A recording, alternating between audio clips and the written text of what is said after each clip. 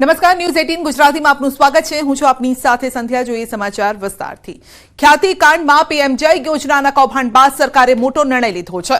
PM જય યોજનાને લઈ સરકારે નવી એસઓપી જાહેર કરી છે, જેમાં હવે કાર્ડિયોલોજી સેવાઓ માટે ફૂલ ટાઈમ કામ કરતા સેન્ટરોને જ માન્યતા આપવાનો નિર્ણય કરાયો છે। આરોગ્ય મંત્રી ઋષિકેશ પટેલે નવી એસઓપીને લઈ માહિતી આપી છે, જેમાં કાર્ડિયોલોજી, નિયોનેટલ કેર, કેન્સરની સારવાર, ઓર્થોપેડિક, જોઇન્ટ રિપ્લેસમેન્ટ જેવી સારવારને લઈ અલગ અલગ નિયમો જાહેર કર્યા છે।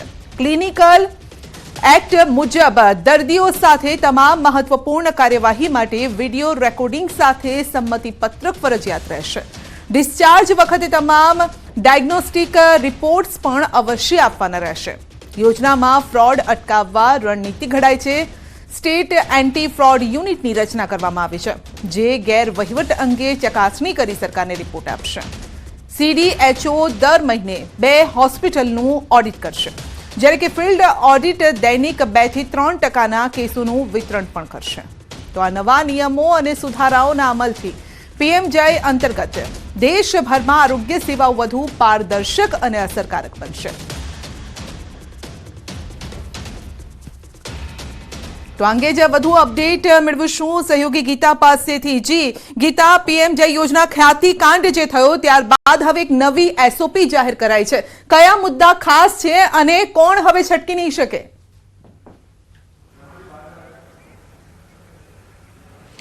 હજી છેલ્લા 1 મહિનાથી રાજ્ય સરકાર જ્યારથી ખાતીકાંડ થયો છે ત્યારબાદ નવી એસઓપી મુદ્દે કેન્દ્રની ટીમ સાથે બેઠકો કરી રહી હતી, સ્થાનિક ટીમો સાથે બેઠકો કરી રહી હતી અને ક્યાં આગળ કૌભાંડની શક્યતા છે, સ્કેમની શક્યતા છે, ગેરરીતિની શક્યતા છે, તેની સંભાવનાઓ ચકાસીને આજે ફાઇનલી આરોગ્ય પ્રધાન ઋષિકેશ પટેલે નવી એસઓપીની જાહેરાત કરી છે। આ એસઓપી હેઠળ ઘણા બધા નિયમો લાગુ કરવામાં આવ્યા છે, એટલે કે જે હોસ્પિટલો આ નિયમોને નહીં અનુસરે તેઓ પર દંડાત્મક કાર્યવાહી કરવામાં આવશે।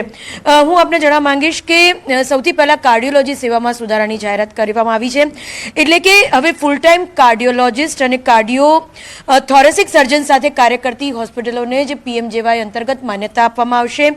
ઇમરજન્સી સંજોગોમાં માત્ર કાર્ડિયોલોજી સેવા આપતી હોસ્પિટલોને જ એન્જિયોપ્લાસ્ટી કરવાની પરવાનગી મળશે। એન્જિયોગ્રાફી અને એન્જિયોપ્લાસ્ટીની વિડીયોગ્રાફી કરવાની રહેશે અને પીએમજેવાયનો જે ક્લેમ રાજ્ય સરકાર પાસે કરવામાં આવશે ત્યારે એ સીડીની રજૂઆત હોસ્પિટલે કરવાની રહેશે, એને સબમિટ કરવાની રહેશે। કેન્સર સેવાઓમાં પણ સુધારો કરવામાં આવ્યો છે, ખાસ કરીને કેન્સરના દર્દીઓ માટે ટ્યુમર બોર્ડની રચના થશે। આ ખૂબ જ મહત્વપૂર્ણ જાહેરાત રાજ્ય સરકાર દ્વારા કરવામાં આવી છે। મેડિકલ, સર્જિકલ અને રેડિયેશન એન્ડ ઓન્કોલોજીસ્ટ સાથે મળીને સારવાર યોજનાઓ નક્કી કરવામાં આવશે આ બોર્ડ દ્વારા। અને ગર્ભાશયના કેન્સર સહિત અન્ય જરૂરિયાતવાળા કેસોમાં પણ હવે પીએમજેવાય યોજના અંતર્ગત સારવાર મળશે। રેડિયેશન થેરપી માટે પેકેજની પસંદગી જે કરવાની રહે છે તેમાં પણ રાજ્ય સરકારે સુધારો કર્યો છે। નિયોનેટલ કેરમાં સુધારો કરવામાં આવે છે, એટલે કે જે નવજાત શિશુઓ માટેની જે કેર છે તેમાં સુધારાની જાહેરાત કરવામાં આવી છે। એટલે આઈસીયુ જે છે તેમાં આઈસીયુ જે સેન્ટર છે તેમાં હવે સીસીટીવી કેમેરા ફરજિયાત કરવામાં આવ્યા છે અને એનઆઈસીયુની કામગીરી માટે હવે ઊંચા ધોરણો, ગુણવત્તાના ઊંચા ધોરણો રાજ્ય સરકાર દ્વારા લાગુ કરવામાં આવે છે। જ્યાં સુધી ઓર્થોપેડિકની વાત છે, ઓર્થોપેડિક અને પોલિટ્રોમા કેસોમાં 30% નો જે ફરજિયાત રેશિયો છે તે નહીં પાડવા પર 9 મહિના બાદ હોસ્પિટલોને સસ્પેન્ડ કરવામાં આવી શકે છે। એટલે આ પણ એક ખૂબ જ મહત્વપૂર્ણ જાહેરાત રાજ્ય સરકાર દ્વારા કરવામાં આવી છે। અને 75 જેટલી હોસ્પિટલો પર હાર 3.51 કરોડની પેનલ્ટી લાગુ કરવામાં આવી છે। 1 મહિનાની જે મેરેથોન રાજ્ય સરકાર દ્વારા કરવામાં આવી હતી તેમાં પીએમજેવાય યોજના અંતર્ગત જે હોસ્પિટલો ગેરરીતિ કરતી દેખાય છે તેના પર હાલ અંદાજે 3.51 કરોડની પેનલ્ટી લાગુ કરવામાં આવી છે। ખાસ કરીને ક્લિનિકલ એસ્ટાબ્લિશમેન્ટ એક્ટ, આ એક્ટ હેઠળ હવે જે હોસ્પિટલો આ પ્રકારે આ યોજના અંતર્ગત ગેરરીતિ કરતી પકડાશે તેના પર એક્ટ કેવી રીતે લાગુ થશે એની જાહેરાત કરવામાં આવી છે। હવેથી તમામ હોસ્પિટલોએ આ એક્ટ હેઠળ રજીસ્ટ્રેશન કરવાનું રહેશે અને આ એક્ટનું 100% પાલન કરવાનું રહેશે। અને આ એક્ટનું પાલન કરવામાં જે હોસ્પિટલ નાકાબયાબ નીવડશે તેના પર સીધી એફઆઈઆર પોલીસ કાર્યવાહી દાખલ થઈ શકશે અને તેના પર સીધા એટ એ ટાઈમ તાળા વાગી શકશે. જેમ કે ખ્યાતિકાંડમાં આટલો સમય થયા બાદ કાર્યવાહી કરી શકાય છે પોલીસ દ્વારા અને રાજ્ય સરકાર દ્વારા, કારણ કે ક્લિનિકલ એસ્ટાબ્લિશમેન્ટ એક્ટ લાગુ તો પડી ગયો હતો, પરંતુ તેના માટે એક સમય મર્યાદા નક્કી કરવામાં આવી છે રજિસ્ટ્રેશન માટે. ખ્યાતિ જેવી હોસ્પિટલોએ તેમાં રજિસ્ટ્રેશન નહોતું કર્યું, એટલે તેની કાર્યવાહી, તેની સામે જે કાર્યવાહી કરવાની હોય રાજ્ય સરકાર દ્વારા, તેમાં વિલંબ એટલા માટે થયો હતો કારણ કે હજી સુધી આ એક્ટ અંતર્ગત સમય મર્યાદા છે અને એ સમય મર્યાદા આગામી માર્ચ 2025માં પૂરી થાય છે. એટલે તે આ એક્ટ હેઠળ તમામ હોસ્પિટલોએ રજિસ્ટ્રેશન કરાવવાનું રહેશે અને રજિસ્ટ્રેશન કર્યા બાદ જો કોઈ પણ પ્રકારની ગેરરીતિ અથવા તો ગુનાહિત પ્રવૃત્તિ કરતી કોઈ હોસ્પિટલ જણાશે તો એટ એ ટાઈમ રાજ્ય સરકાર દ્વારા આ એક્ટ હેઠળ તાળા વાગી જશે આ હોસ્પિટલોને. અંતે હું આપને વાત કરું કે આવી પ્રકારની ગેરરીતિઓ થાય જ નહીં તેના માટે સ્ટેટ એન્ટી ફ્રોડ યુનિટની પણ રચના કરવામાં આવી છે, જે ગેરવહીવટી અંગે ચકાસણી કરશે અને તેનો રિપોર્ટ રાજ્ય સરકારને સુપરત કરશે. સાથે સાથે ઓડિટની વ્યવસ્થા કરવામાં આવી છે. જેમ તમામ જે વિભાગો છે રાજ્ય સરકારના, તેમાં દર મહિને ઓડિટિંગ ફરજિયાત હોય છે, તેવું હવે હોસ્પિટલો માટે પણ લાગુ કરવામાં આવી છે. જી ગીતા, સવાલ અહીંયા એ પણ છે કે હોસ્પિટલો ઉપર તો કાર્યવાહી થશે, પરંતુ શું સરકારના અધિકારીઓ પણ આ ગેરરીતિમાં સંકળાયેલા હોય તો તેમના માટે આ જે એસઓપી છે એમાં કોઈ એ પ્રકારનો પોઈન્ટ રાખવામાં આવ્યો છે કે અધિકારીઓ પણ ન બચી શકે?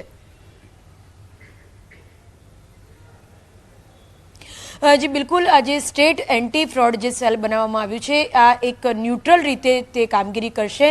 તેમાં અધિકારીઓ હોય એટલે કે મંત્રી, સંત્રી, અધિકારી અથવા તો હોસ્પિટલ જે કોઈ પણ આમાં ગુનેગાર સાબિત થશે તેના પર કાર્યવાહી કરવામાં આવશે. ઇવન આ જે ક્લિનિકલ એસ્ટાબ્લિશમેન્ટ એક્ટ છે એમાં પણ એ પ્રકારની જોગવાઈ છે કે ગેરરીતિમાં જે કોઈ પણ સંડોવાયેલા હશે, પછી અધિકારી હોય ગમે તે લેવલના, તેના પર કાર્યવાહી થઈ શકે. જી બિલકુલ ગીતા, આપનો આભાર અમારી સાથે જોડાવા. અને કાર્ડિયોથોરેસિક સર્જન સાથે ફૂલ ટાઈમ કામ કરતા હોય તેવા સેન્ટરોને જ કાર્ડિયોલોજીના કન્સલ્ટન્ટ માટે માન્યતા પ્રાપ્ત ગણવાનો નિર્ણય લીધો છે, જેથી લાભાર્થીના હિતમાં સંયુક્ત રીતે શ્રેષ્ઠ નિર્ણય લઈ શકાય. આ ઉપરાંત હોસ્પિટલો અને ફૂલ ટાઈમ કાર્ડિયાક એનેસ્થેટિક અને ફિઝિયોથેરાપિસ્ટ આ રાખવા પણ આપણે આવશ્યક કર્યા છે. ખાસ કિસ્સામાં ઇમરજન્સી સારવાર જ્યાં અતિશય આવશ્યક હોય એવા સંજોગોમાં કાર્ડિયોલોજી સેવાઓ આપતા સેન્ટર એન્જિયોપ્લાસ્ટી કરી શકશે અને એની સીડી પણ એ પાછળથી અપલોડ કરી શકે. હોસ્પિટલો એન્જિયોગ્રાફી તેમજ એન્જિયોપ્લાસ્ટી સીડી વિડીયોગ્રાફી પ્રી ઓથના સમયે અપલોડ કરવાની એમના માટે ફરજિયાત બનાવવામાં આવી છે. ઇમરજન્સી કેસમાં સદર સીડી વિડીયોગ્રાફી સારવાર બાદ અપલોડ કરવાની રહેશે. આમ કાર્ડિયોલોજીના રોજના 4000 થી 4500 ક્લેમ આખા રાજ્યમાં જે અલગ અલગ ઓપરેશનની પ્રોસિજર થતી હોય છે એના પ્રિયોત માટે આવતા હોય છે. અને રાજ્ય સરકારનો પીએમજેવાય યોજના મારફતે આશય છે કે કોઈ પણ દર્દીને ખોટું ડિલે કર્યા વગર એને જોઈતી વસ્તુ જે સારવાર જે છે તાત્કાલિક મળે. 99.99% કિસ્સાઓમાં એના લીધે દરેકે દરેક દર્દીને કોઈ પણ વિલંબ વગર આ સારવાર મળે છે. અને અમે જ્યારે આ સુધારેલી એસઓપી આજે લાવીએ છીએ, અમે એ મુદ્દા સાથે આવ્યા છીએ કે 99.99% એક બાજુ છે, 0.01% એક બાજુ છે. પોઝિટિવ દરેક વ્યક્તિને વિલંબ વગર સારવાર મળે એના પણ હિતનું રક્ષણ થવું જોઈએ. સાથે કોઈ પણ અગર છટકવાની કે ખોટું કરવાની કોશિશ કરે એના માટે દંડની અને મોનિટરિંગની વ્યવસ્થા હોવી જોઈએ. એના માટે અમે આ એસઓપી ટાઈટ કરીએ છીએ. અને બીઝેડ પોન્ઝી સ્કીમનો મહાઠગ ભૂપેન્દ્ર ઝાલા હવે ધરપકડથી બચવા હાઈકોર્ટના શરણે પહોંચ્યો છે. અમદાવાદની ગ્રામ્ય સેશન્સ કોર્ટે આગોતરા અરજી ફગાવતા મહાઠગ ભૂપેન્દ્ર ઝાલાએ હવે હાઈકોર્ટમાં આગોતરા જામીન અરજી કરી છે અને આજે આ અરજી પર હાઈકોર્ટમાં સુનાવણી થશે. પોન્ઝી સ્કીમના કેસમાં ભૂપેન્દ્ર ઝાલા હાલ ભાગેડુ છે. તો ગ્રામ્ય સેશન્સ કોર્ટ બાદ હવે હાઈકોર્ટના શરણે પહોંચ્યો છે ભૂપેન્દ્ર ઝાલા. વધુ અપડેટ મેળવીશું સંવાદદાતા મૌલિક પાસેથી. જી મૌલિક, હવે હાઈકોર્ટના શરણે છે ભૂપેન્દ્ર ઝાલા. બિલકુલ સંધ્યા, જે રીતે વિગતો પ્રાપ્ત થઈ છે કે અગાઉ સેશન્સ કોર્ટમાં તેમની આગોતરા જામીન જે છે તે ધરપકડ બચાવી માટે કરી હતી, પરંતુ સેશન્સ કોર્ટે આ અરજી જે છે તે નામંજૂર કરતા આજે ગુજરાત હાઈકોર્ટના શરણે મહાઠગ ભૂપેન્દ્ર ઝાલા જે છે તે પહોંચે છે. વિવિધ અરજીના મુદ્દા કહી શકાય તે પ્રકારનો અરજીનો મુદ્દો એ છે કે તેમાં તેનો સીધી રીતે કોઈ રોલ નથી તેવું ના કહી શકાય, પરંતુ તેનો સીધી રીતે તેમાં રોલ છે તે માટે થઈ અને સેશન્સ કોર્ટે તેને જામીન નહોતા આપ્યા, પરંતુ અત્યાર સુધી તે ભાગેડું છે અને તેને પોલીસથી પકડથી બચવા તમામ એકાઉન્ટ જે છે જેની સાથેથી તેમણે પૈસા લીધા હતા તે હજી સુધી પરત નથી કરી શક્યા અને તેના બાબતે આ તેનાની અરજીમાં અત્યાર સુધી 6,000 કરોડનું કૌભાંડ જે સામે આવ્યું છે તે માટે થઈ અને આગોતરા જામીન જે છે તે નામંજૂર કર્યા હતા, પરંતુ હવે જોવાનું રહ્યું છે કે આજે જ્યારે ગુજરાત હાઈકોર્ટમાં ભૂપેન્દ્ર ઝાલાની જામીન અરજી ઉપર સુનાવણી છે ત્યારે શું ચુકાદો આવે? જી, આપનો આભાર. અમદાવાદમાં બાબા સાહેબ આંબેડકરની પ્રતિમાને નુકસાન પહોંચાડતા રોષ જોવા મળ્યો છે. શહેરના ખોખરામાં જયંતિ વકીલની ચાલી પાસે આ બનાવ બન્યો હતો. સ્થાનિકોમાં રોષ છે. પોલીસનો કાફલો પણ સ્થળ પર પહોંચ્યો અને સાથે મોટી સંખ્યામાં લોકો ઘટના સ્થળે પહોંચ્યા. સ્થાનિકોએ આરોપીને પકડવા માટેની માંગ સાથે સૂત્રોચ્ચાર કર્યા.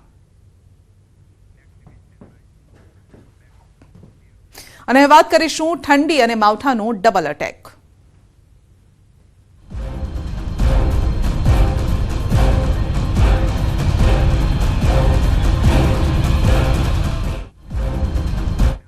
રાજ્યમાં ઠંડી અને માવઠાનો ડબલ અટેક જોવા મળ્યો છે. હવામાનની આગાહી વચ્ચે જ રાજ્યના વાતાવરણમાં પલટો આવ્યો છે. રાજ્યમાં વાદળછાયા વાતાવરણ વચ્ચે દાહોદમાં માવઠું થયું છે. સિંગવડના ગ્રામ્ય વિસ્તારમાં કમોસમી વરસાદ વરસ્યો છે. દાહોદમાં 2 દિવસથી વાદળછાયું વાતાવરણ છે અને ત્યારે ભર શિયાળે માવઠું થતા ખેડૂતોની ચિંતા વધી છે. આ તરફ સાપુતારામાં ગાઢ ધુમ્મસની ચાદર છવાય છે. સાપુતારા મિની કાશ્મીર બન્યું હોય તેવા નયનરમ્ય દ્રશ્યો સામે આવ્યા છે.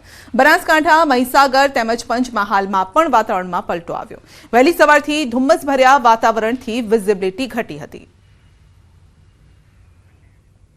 મહીસાગર જિલ્લાના વાતાવરણમાં પણ પલટો આવ્યો છે. કાળા ડિબાંગ વાદળો છવાતા અંધારપટ જેવો માહોલ બન્યો છે. કમોસમી વરસાદની શક્યતાને લઈને ખેડૂતો ચિંતાતુર છે. મહીસાગર જિલ્લાના લુણાવાડા, બાલાસિનોર, વીરપુર, સંતરામપુર, કડાણા સહિતના તાલુકામાં વાદળછાયું વાતાવરણ જોવા મળ્યું છે.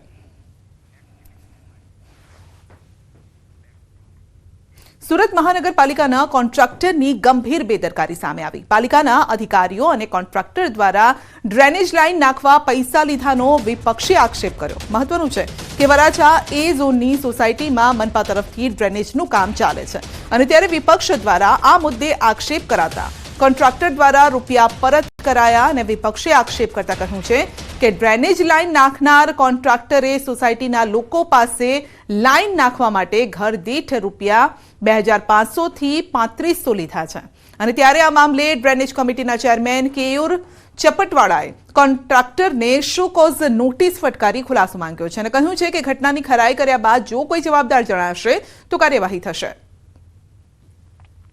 સુરત મહાનગરપાલિકા દ્વારા વરાછા વિસ્તારમાં ડ્રેનેજનું કામ કરવામાં આવી રહ્યું છે. દરેક સોસાયટીમાં ડ્રેનેજની લાઈનો બદલવામાં આવી રહી છે. ત્યારે વિપક્ષ દ્વારા સીધો આક્ષેપ કરવામાં આવ્યો હતો કે ડ્રેનેજના કોન્ટ્રાક્ટરો દ્વારા મકાન માલિકો પાસે અલગથી પૈસા માંગવામાં આવે છે, જેને લઈને હવે રાજકારણ ગરમાયું છે અને તપાસ શરૂ થઈ છે. ત્યારે ડ્રેનેજ સમિતિના સભ્ય કેયુરભાઈ ચપટવાલા આપણી સાથે છે. તેમની સાથે સીધા વાત કરીએ. કેયુરભાઈ, ડ્રેનેજ લાઈન મહાનગરપાલિકા બદલી રહી છે તો કોન્ટ્રાક્ટર દ્વારા પૈસા માંગવાના આક્ષેપો છે, શું છે આખો મામલો? સુરત મહાનગરપાલિકા દ્વારા સુરત શહેરની તમામ સોસાયટીઓ અંદર પ્રાથમિક સુવિધાના કામો, પીવાના પાણીની લાઇન હોય, ડ્રેનેજ લાઇન હોય, સીસી રોડ હોય, સ્ટ્રીટ લાઇટ હોય, આ બધા કામો ગ્રાન્ટના આધારે એટલે કે એક પણ પૈસો લીધા વગર કરવામાં આવે છે અને લાખો કરોડો રૂપિયાના કામો સુરત મહાનગરપાલિકાની વિવિધ સોસાયટીમાં હાલમાં ચાલી રહ્યા છે. હમણાં જ 2 દિવસ પહેલાં રૂપાલી સોસાયટી જે વરાછા ઝોન એ વિસ્તારમાં આવી છે ત્યાંથી ફરિયાદ ઉઠવા પામી હતી કે કેટલાક કોન્ટ્રાક્ટર દ્વારા સ્થાનિક સોસાયટીના રહેવાસીઓ પાસે પૈસાની માંગણી કરવામાં આવી છે. આ ફરિયાદ બાબતે પ્રાથમિક તપાસ કરતાં જાણવામાં આવ્યું હતું કે સોસાયટીના રહેવાસીઓ અને કોન્ટ્રાક્ટર દ્વારા અરસપરસની સમજૂતીથી વધારાના કામ માટેના પૈસાની વાત લેતી દેતીનો મામલો હતો. આમ છતાં ફરિયાદને તાત્કાલિક ગંભીરતાથી ધ્યાને લઈ ફરિયાદમાં જો કશે પણ તથ્ય જણાય તો કસૂરવારને કડકમાં કડક કામગીરી કરવામાં આવે, કાર્યવાહી થાય તે માટે ઝોન ઓફિસમાંથી તેઓને કાર્યપાલક ઇજનેર દ્વારા શોકોઝ નોટિસ પાઠવવામાં આવી હતી અને દિન 3માં કોન્ટ્રાક્ટર પાસે ખુલાસાઓ માંગવામાં આવ્યા છે. આ ફરિયાદમાં જો ક્યાંક પણ તથ્ય હશે અને ક્યાંક પણ સોસાયટીવાળા વાસીઓની વાતમાં કંઈક આધાર હશે તો કોન્ટ્રાક્ટર સામે કડકમાં કડક કાર્યવાહી કરવામાં આવશે. કેમેરામેન ભરત બ્રહ્મભટ્ટ સાથે કીર્તેશ પટેલ, ન્યૂઝ 18 ગુજરાતી, સુરત. સુરતના અડાજણના ભૂલકા ભવન સ્કૂલ ખાતે વાલીઓનો વિરોધ. આરટી અંતર્ગત વિદ્યાર્થીઓના પ્રવેશ મેળવનાર વાલીઓનો વિરોધ છે. વાલીઓનો આરોપ છે ભૂલકા ભવન સ્કૂલના સંચાલકો દાદાગીરી કરે છે. આરટી અંતર્ગત પ્રવેશ મેળવનાર વિદ્યાર્થીઓને એલસી આપવાની ધમકી અપાય છે. આરટીમાં ખોટી આવક બતાવી એડમિશન લીધું હોવાનું સ્કૂલે કારણ જણાવ્યું છે. આરટીમાં 1.20 લાખની આવક હોય તો વિદ્યાર્થીને એડમિશન મળે છે. સ્કૂલે જણાવ્યું છે કે વાલીઓની બેંકમાં લાખોની લોન ચાલે છે ને એટલે વાલીઓ ગરીબી રેખા નીચે આવતા નથી એટલે સ્કૂલ એલસી આપવાની ધમકી આપે છે. એમ કહે છે કે તમે લોકો એલસી લો. હવે હાલની અત્યારની તારીખમાં અત્યારે હમણાં અમારા છોકરાને એડમિશન કઈ સ્કૂલ આપશે? કોઈ બીજી સ્કૂલ અમને અત્યારે લેવા તૈયાર નથી અમારા છોકરાને. અને અત્યારે તાત્કાલિકમાં એ લોકો 2 દિવસમાં અમને લોકોને તમે એમ કહે છે કે તમારા છોકરાની એલસી લઈ લો. અમે કઈ રીતે લઈએ? અમારું છોકરાનું ફ્યુચર શું? અમારા છોકરાનું ફ્યુચર માટે તમે લોકો તમારી પાસે અહીંયા મોકલીએ છીએ. તમે ઉઠીને જ અમને આવી રીતે કરશો તો અમારા છોકરાને અમે શું શિખામણ આપીએ? એમ કહે છે કે તમારી આવક વધારે છે. આવક તો ઠીક એ લોકોની વાત છે. મને એમ કહે છે કે તમારી લોન ચાલે છે, તમારા હસબન્ડના નામે લોન ચાલે છે. જ્યારે અમારે માણસ લોન ક્યારે લે? જ્યારે એમની પાસે પૈસા નહીં હોય. લોન તો મારા સસરાના નામની છે. બસ એમ કહે છે કે તમારા હસબન્ડનું નામ આવે છે એટલે તમારી ઇન્કમ વધારે છે, તમે હપ્તા ભરો છો. હપ્તા એક પણ મારા હસબન્ડના નામ પર ભરાયા જ નથી. એમ કહે છે કે બસ એટલે તમારું રિજેક્ટ થાય છે. મેડમ હતા જે સ્કૂલના પ્રિન્સિપલ, એણે એવું કીધું કે તમારે એડમિશન કેન્સલ કરી નાખવાનું છે અથવા તો કેન્સલ ન કરો તો તમારે જે કાંઈ ફી છે અમારી ભરવાની રહેશે. તો અમે કીધું અમે કઈ રીતે ભરીએ? અમારી કોઈ પોઝિશન એવી છે નહીં અને અમારી કોઈ આવક એવી છે નહીં. અમે હીરામાં મજૂરી કરીએ છીએ. તો એ કે એવું કે તમારો પુરાવા એવો બતાવે કે તમારી આટલી બધી આવક છે. મેં તો એવી કોઈ આવક નથી. અને અમારા ઉપર એવું દબાણ એ લોકોએ કર્યું છે કે તમારી ઉપર એફઆઈઆર થશે પોલીસની.